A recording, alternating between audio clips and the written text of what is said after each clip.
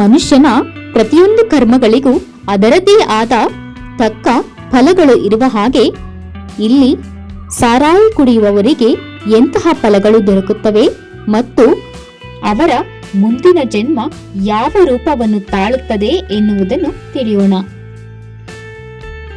ಇದು ಸಾರಾಯಿ ಕುಡಿಯುವವರ ಗಮನಕ್ಕೆ.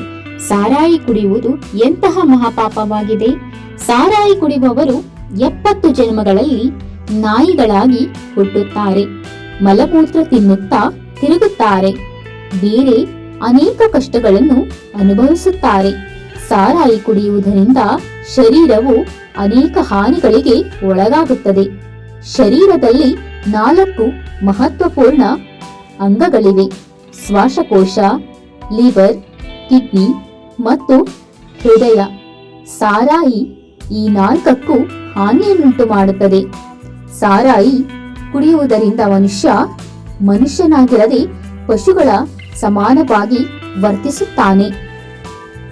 ಕೊಚ್ಚೆಯಲ್ಲಿ ಬೀಳುವುದು, ಬಟ್ಟೆಯಲ್ಲಿ ಮಲಮೂತ್ರ ವಿಸರ್ಜನೆ ಮಾಡಿಕೊಳ್ಳುವುದು, ವಾಂತಿ ಮಾಡಿಕೊಳ್ಳುವುದು, ಧನಹಾನಿ, ಮಾನಹಾನಿ, ಮನೆಯಲ್ಲಿ ಅಶಾಂತಿ ಮುಂತಾದವು ಸಾರಾಯಿ ಕುಡಿಯುವುದರಿಂದ ಆಗುತ್ತವೆ.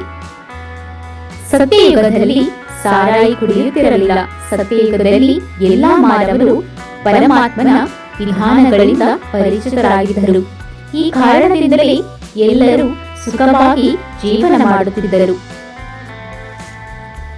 ಹಾಗೆಯೇ ಯಾರು ಪರಸ್ತ್ರೀಯನ್ನು ಅತ್ಯಾಚಾರ ಮಾಡುತ್ತಾರೋ ಅವರು 70 ಜನ್ಮಗಳಲ್ಲಿ ಕುರುಡನಾಗಿ ಹುಟ್ಟಬೇಕಾಗುತ್ತದೆ.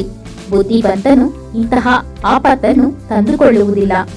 ಮೂರ್ಖರೇ ಇಂತಹ ಕೆಲಸ ಮಾಡುತ್ತಾರೆ. ಇಲ್ಲಿಂದ ಮುಂದಿನ ಸಾಲುಗಳನ್ನು ನೀವೇ ಓದಿಕೊಳ್ಳಬೇಕಾಗಿ ವಿನಂತಿ. ಧನ್ಯವಾದ. ಅರಿಯದೆ ಮಾಡುವುದು ಅಜ್ಞಾನ, ಅರಿತು ಮಾಡುವುದು ತಪ್ಪು. ಹಾಗಾಗಿ ಅರಿತದ್ದನ್ನು ತಪ್ಪೆಂದು ತಿಳಿದದ್ದನ್ನು ಮಾಡದೇ ಇರುವುದು ಲೇಸು. ಹಾಗೆ ನಾನು ತಿಳಿದದ್ದನ್ನು ನನಗೆ ತಿಳಿದವರಿಗೆ ತಿಳಿಸದೇ ಇರುವುದು ತಪ್ಪು. ಹಾಗಾಗಿ ತಿಳಿಸುವ ಪ್ರಯತ್ನವನ್ನು ನಾನು ಮಾಡಿದ್ದೇನೆ. ಇದನ್ನು ಸ್ವೀಕರಿಸುವುದು ಬಿಡುವುದು ಇದು ನಿಮ್ಮ ಸ್ವಂತ ಇಚ್ಛೆಯನ್ನು ಆಧರಿಸಿರುತ್ತದೆ.